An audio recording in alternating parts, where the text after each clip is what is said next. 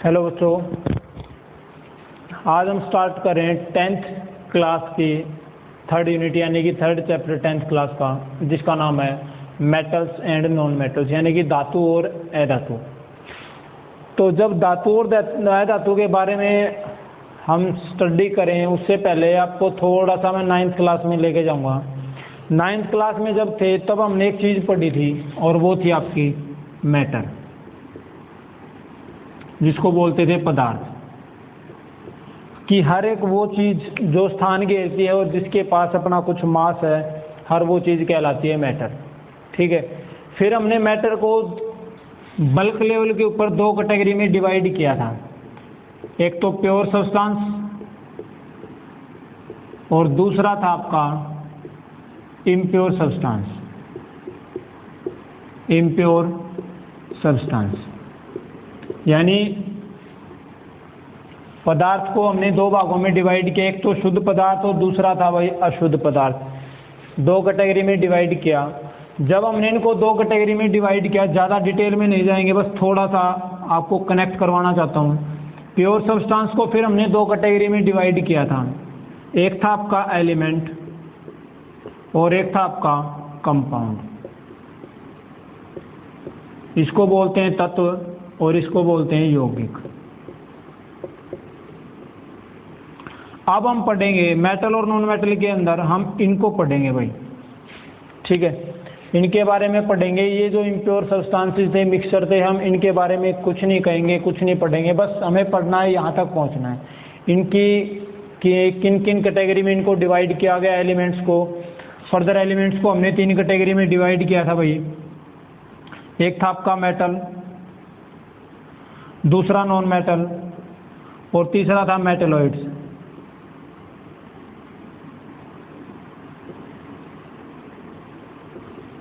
Metalloids यानी धातु, अधातु और इनको बोलते हैं उपधातु। ठीक है। पदार्थ दो कैटेगरी में डिवाइड किया हमने, प्योर और इम्प्योर के बीच में। प्योर को फिर हमने दो कैटेगरी में डिवाइड किया, एक आपका एलिमेंट और दूसरा कंपाउंड। यहाँ हम पढ़ेंगे एलिमेंट के बारे में। एलिमेंट यानी कि एलिमेंट को हमने फिर कितने कैटेगरी में डिवाइड किया? तीन। एक धातु था आपका, एक अधातु था और एक था आपका उपधातु। ठीक है। तो हम डिस्कस करेंगे एलिमेंट्स के बारे में। अब तक अपनी जो अर्थ क्रस्ट के अंदर लगा लो या अपनी जितनी भी साइंटिफिक रिसर्च हुई हैं उनके अंदर लगभग 118 के लगभग वही एलिमेंट्स की डिस्कवरी हो चुकी है, यानी 118 के लगभग तत्वों को खोजा जा चुका है, जिनमें से लगभग 92 वो आपकी क्या हैं? मेटल्स हैं। 20 से 22 के बीच में क्या है आपकी भाई? नॉन मेटल्स हैं। और बाकी जो 4 से 5 के बीच में बच गई ये क्या है आपकी? कुछ मेटलॉइड्स हैं। यानी अब तक 118 तत्वों की खोज की जा चुकी है, जिनमें से 90-92 के लगभग यानी 92 के करीबन तो आपकी धातुएं हैं और 22-23 के लगभग आपकी अधातुएं हैं और बाकी 4-5 जो बच गई वो हैं आपकी उपधातु, जिनको हम बोलते हैं मेटलॉइड्स। ठीक है। तो अब हम पढ़ेंगे मेटल के बारे में और नॉन मेटल के बारे में और मेटलॉइड्स के बारे में। तो इन तीनों के बारे में एक एक बारी बारी से डिस्कस करेंगे।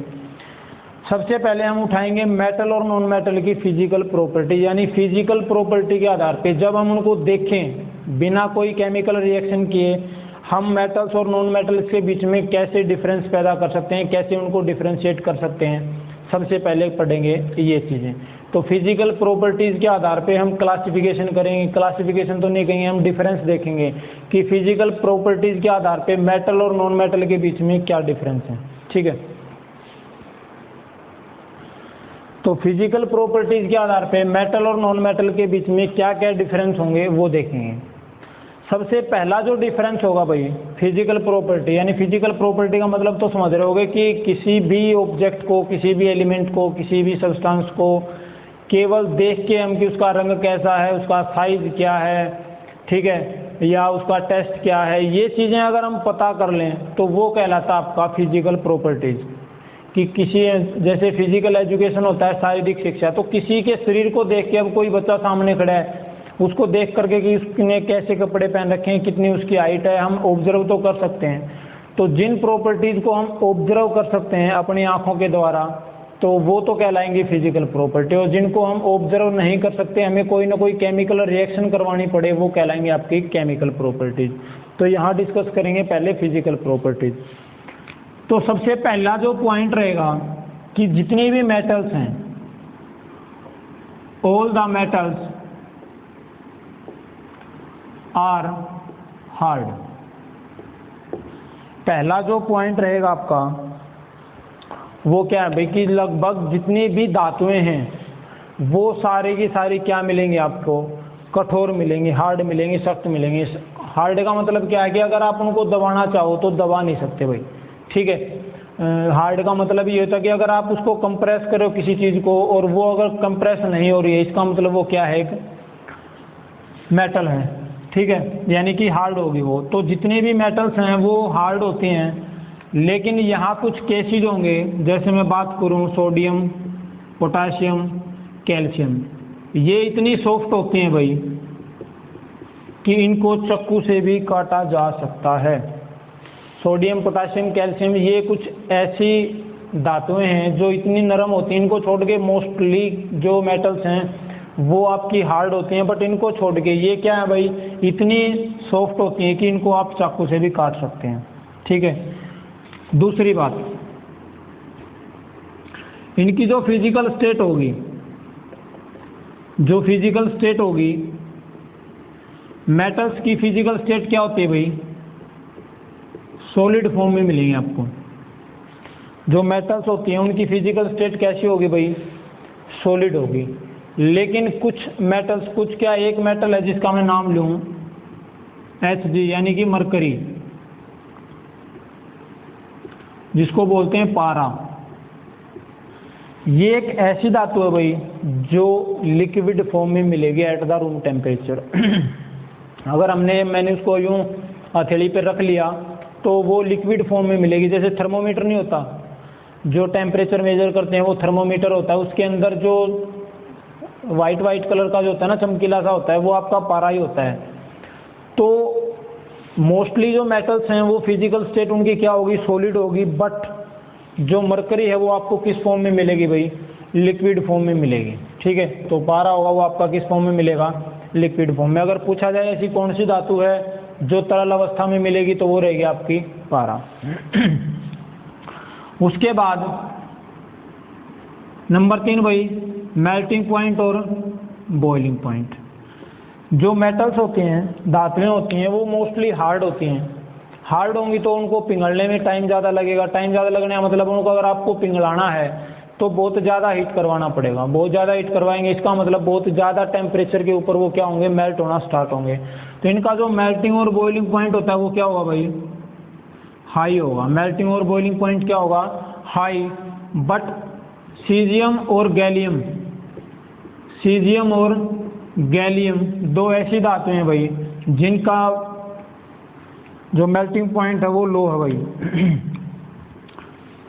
इनका क्या है भाई, लो मेल्टिंग पॉइंट। तो ये चीज़ ध्यान रखना। मोस्टली जो मेटल्स होती हैं उनका मेल्टिंग पॉइंट बहुत ज़्यादा होता है, बट सीजियम और गैलियम को छोड़ के इनके कंपैरिजन में इतना भी नहीं कि बहुत ज़्यादा लो हो। और मोस्टली ये ऐसी धातुएं हैं भाई, अगर आपने इनको रूम टेम्परेचर पे तो नहीं मिलेंगे आपको लिक्विड फॉर्म में, बट थोड़ा सा भी अगर आपने हीट करवा दिया तो ये क्या होंगे भाई, पिघल जाएंगी। तो इनका जो मेल्टिंग पॉइंट है वो कम है as compare to other metals. उसके बाद हार्ड होगी आपकी और फिजिकल स्टेट होगी, मेल्टिंग पॉइंट होगा। उसके बाद आती है डेंसिटी। मोस्टली जो डेंसिटी होती है मेटल्स की वो हाई होती है भाई। मोस्टली मेटल्स की जो डेंसिटी है वो हाई होती है, बट सोडियम और potassium they have low density, ठीक है। डेंसिटी ज़्यादा होती है, लेकिन सोडियम और पोटाशियम की जो डेंसिटी है वो as compare to other metals कम होती है, क्योंकि ये सॉफ्ट होते हैं, इतने ज़्यादा हार्ड नहीं होते। उसके बाद ये सोनोरस होते हैं भाई।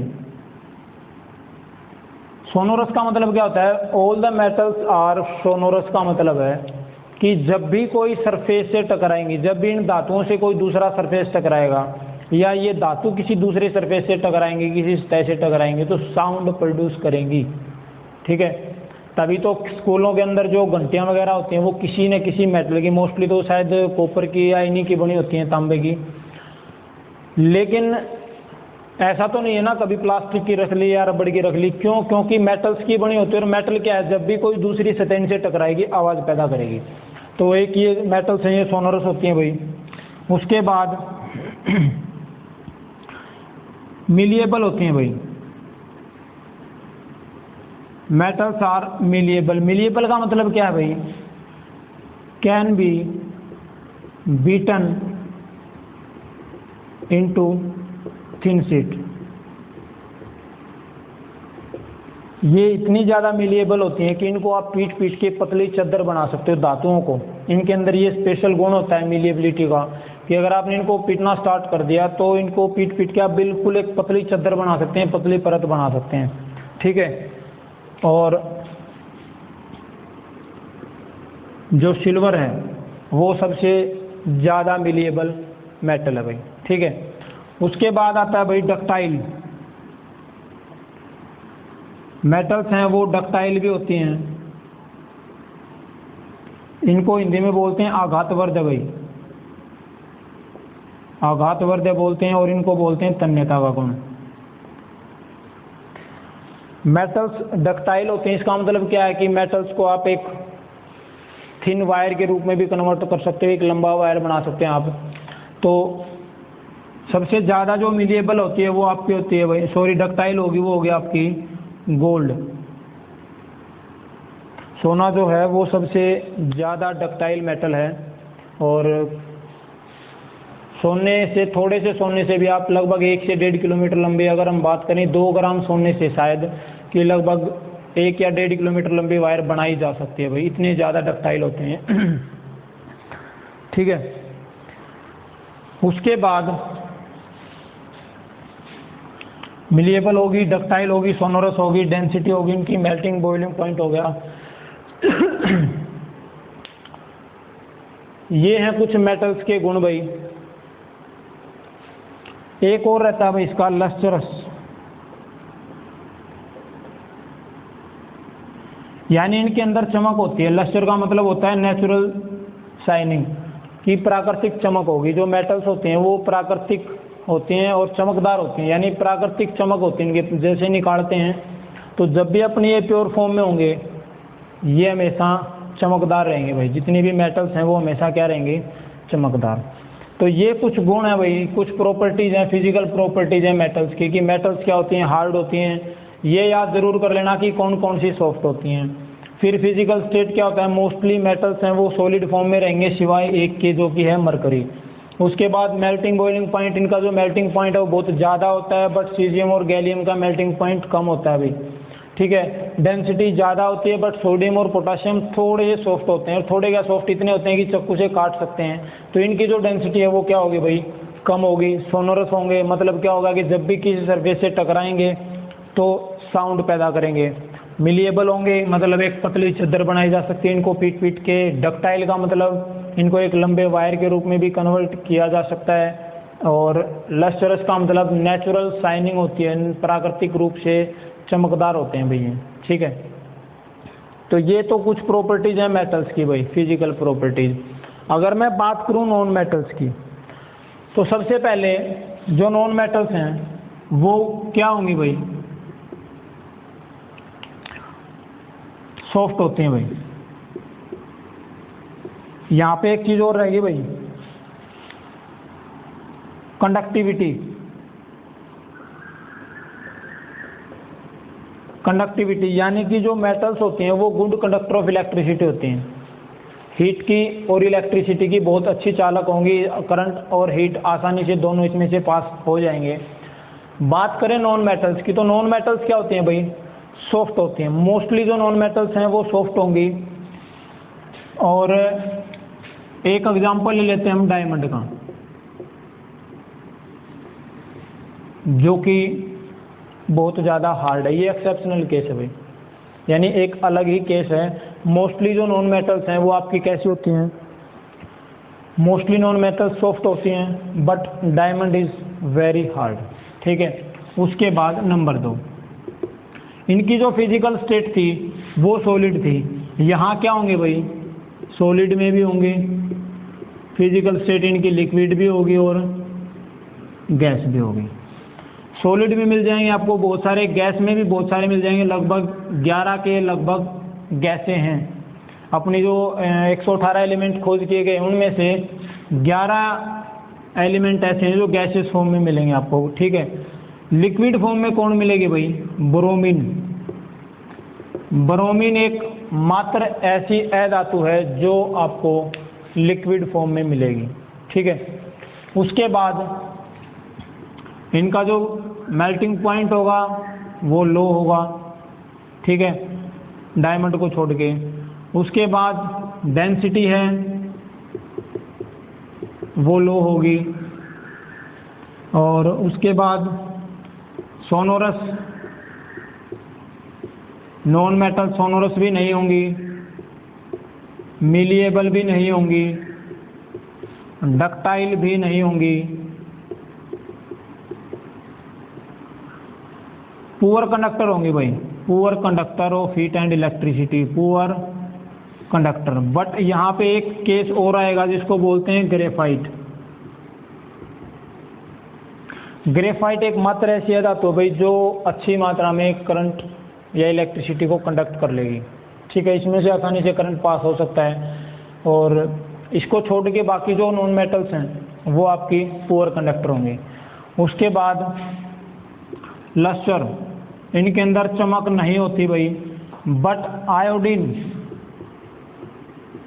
आयोडीन जो है वो एक ऐसी धातु है जो चमकदार होगी भाई, चमकदार, चमकती हुई दिखाई देगी आपको। कौन, आयोडीन। तो ये कुछ प्रॉपर्टीज़ हैं भाई जो मेटल और नॉन मेटल के बीच में एक फिजिकल तौर पे अगर हम देखें तो दोनों के बीच में डिफरेंस पैदा कर रही हैं।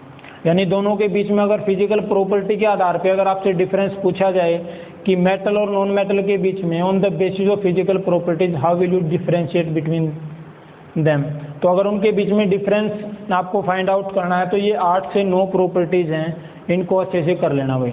ठीक है, इसके बाद हम करने वाले हैं केमिकल प्रॉपर्टीज ऑफ मेटल्स, वो हम करेंगे नेक्स्ट वीडियो में। ये आपका केवल इंट्रोडक्शन पार्ट था। ठीक है, तो आई होप, वैसे तो आपने पहले भी पढ़ रखा होगा, 8वीं क्लास में भी आ जाते हैं, 9th में भी है, और अब 10th में फिर आ गया, तो उम्मीद करता हूँ समझ आ गया होगा। ध्यान रखना ये जो एक्सेप्शनल केसेज हैं, जो 1-1, 2-2 पॉइंट हैं, ये बहुत ज़्यादा ज़रूरी हैं। ठीक है, और बाकी जो इनकी केमिकल प्रॉपर्टीज हैं मेटल्स की, वो हम नेक्स्ट वीडियो में करेंगे।